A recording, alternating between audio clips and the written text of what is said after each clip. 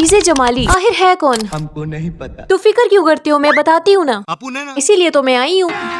अभी मजा आएगा ना भिड़ो। अलीज़े जमाली पाकिस्तान से बिलोंग करती है। मैं पाकिस्तानी हूँ। खैर पेशे के लिहाज से ये टिकटॉकर है, अरे बाप रे। लेकिन हम उससे भी पहले की बात करेंगे। जो बात मैं बताना चाह रही हूँ उसके लिए शुरू से शुरू करना पड़ेगा। देखो अब मैं क्या करता हूँ।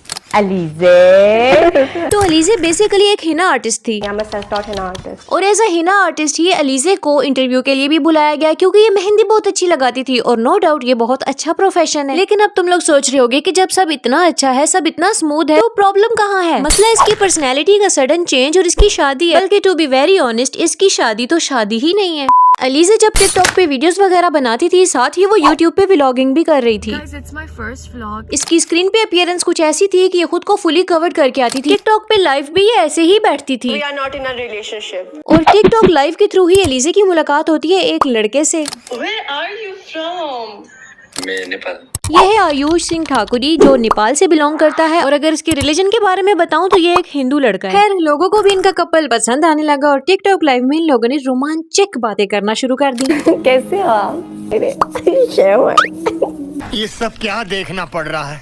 मैं हूँ ना तुम्हारे, तुम्हारा फैन, तुम्हारा फ्रेंड, तुम्हारा बॉयफ्रेंड, तुम्हारा हस्बैंड, सब। और बढ़ते बढ़ते बात यहाँ तक आ गई कि दोनों के एक दूसरे की कंट्री में विजिट होने लगे, दोनों मिलने लगे, यहाँ तक कि एक म्यूजिक वीडियो भी आ गई और फिर एंगेजमेंट भी हो जाती है जो कि बिल्कुल बेसलेस है। मतलब पूरी दुनिया में मुस्लिम लड़कों का काल पड़ गया था, मुस्लिम लड़के खत्म हो गए थे दुनिया से, कोई एक लड़का नहीं मिला जो मुस्लिम हो। और 21 तोपों की सलामी तो अलीज़े के माँ बाप को है जिनको फर्क ही नहीं पड़ता कि उनके बच्चे भले ही इस्लामिक वैल्यूज की धज्जियां उड़ा दें। ये रिश्ता तो था ही नाजायज और हराम, लेकिन इनको लग रहा था कि एंगेजमेंट कर लेने से इनको सर्टिफिकेट मिल जाता है बेगैरती करने का। तो बस फिर क्या, एक पाँव इधर एक पाँव उधर और नॉर्मल मियाँ बीवी जैसा बिहेव करने लगे। और अगर तुम अलीज़े जमाली के पिछले 2 सालों पे एक नजर डालो तो तुम्हें साफ सुथरा दिखाई देगा कि ये कितनी बड़ी मुनाफिक है। पर्सनल गेन के लिए हिजाब का मजाक बनाया, तो हराम रिलेशनशिप में रही, ऊपर से ऐसे लड़के के साथ जिसके बिलीव्स ही अलग हैं। और ये जो इसने निकाब उतारा, इसके ये लेम एक्सक्यूजेस दिए कि मेरी स्किन ऐसी थी वैसी थी, लोग मुझे बॉडी शेम करते थे, मेरे ट्रॉमास थे। In my teens, I was not having that clearer skin. I was having acne and all.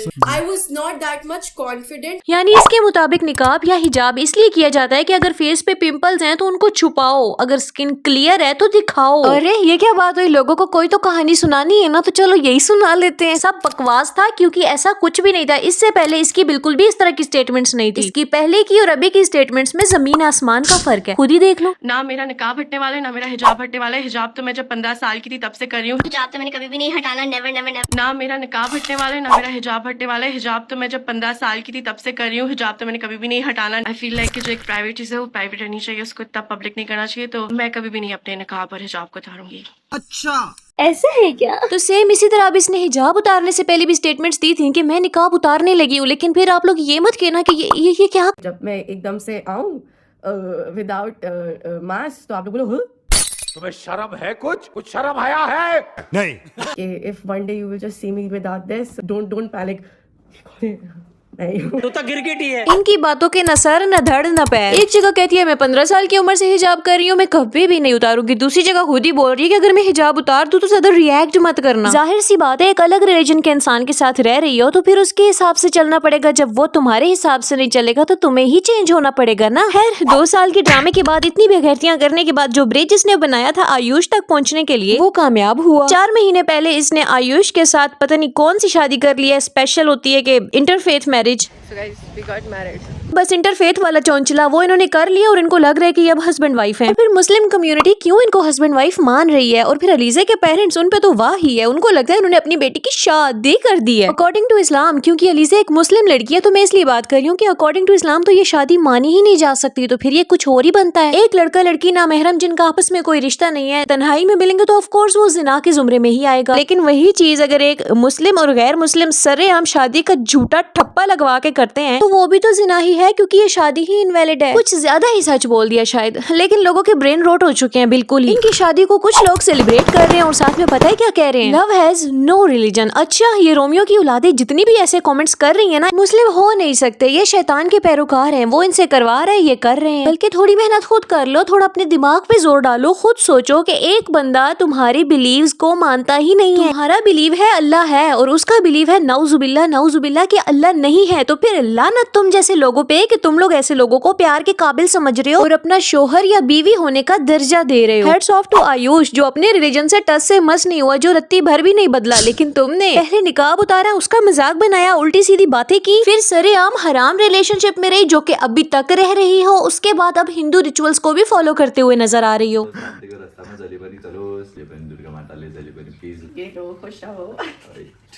उसने तुम्हें तो बदल दिया लेकिन वो खुद नहीं बदला। अच्छी बात है उसके लोगों के लिए और उसके लिए। इनकी इंस्पिरेशन होते हैं ये बॉलीवुड वाले। उनकी इंटरफेथ मैरिज भी चल रही है तो हम भी कर लेंगे, क्या ही हो जाएगा। तो यार क्या हो जाएगा यार। ये जो बड़े बड़े सेलिब्रिटीज इस तरह के नाजायज रिश्तों को प्रमोट करते हैं ना और गंद घोल के सोसाइटी में लोगों के सामने मिसाल बना के फेंकते हैं, तो फिर इसी तरह के नतीजे निकल कर आते हैं। और SRK की स्टेटमेंट ने तो मुझे हैरान ही कर दिया था। मैं मुस्लिम हूँ, मेरी वाइफ हिंदू है, मेरे बच्चे हिंदुस्तान है। मेरे जो बच्चे हैं वो हिंदुस्तान है। क्या बात। और अरे रे क्या बात है, क्या बात है भाई, वाह। हिंदुस्तान हो, पाकिस्तान हो या दुनिया की कोई भी कंट्री हो, उन्होंने तो यहीं रह जाना है। जाना तो हमने अपने रिलीजन के साथ है। तब के बारे में कुछ ख्याल है? अरे ऐसी बातों पे तो कहा जाता है कि हमारा पर्सनल मैटर है, तो अपने पर्सनल मैटर को अपने तक रखो। लोगों में आके ये मत बोलो कि ये हिंदुस्तान है, क्योंकि आपने तो हिंदुस्तान पैदा कर दिए हैं, लेकिन फिर आपसे इन्फ्लुएंस होकर अब आगे नेपाल पैदा होने लगा है। अलीज़े मुस्लिम है, आयुष हिंदू है, तो इस लिहाज से फिर उनके बच्चे नेपाल हुए ना।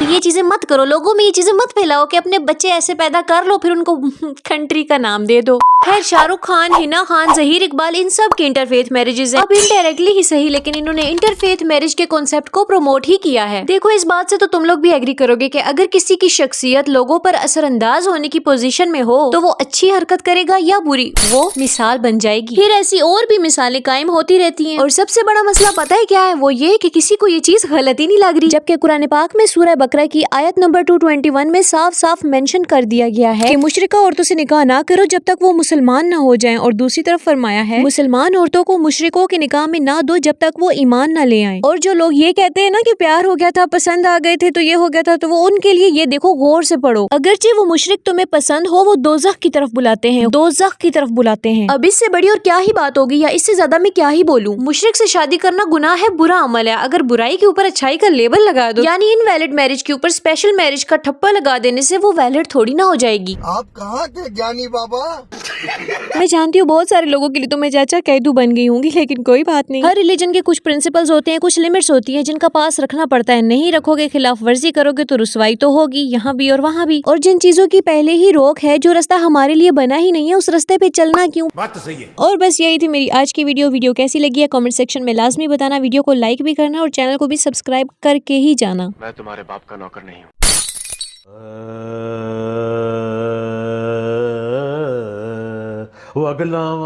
अगलावा तेरी मजबूरी नु, अगलावा तेरी मजबूरी नु, अग अग अग फिर अगलावा मैं अपनी मजबूरी नु, मजबूरी।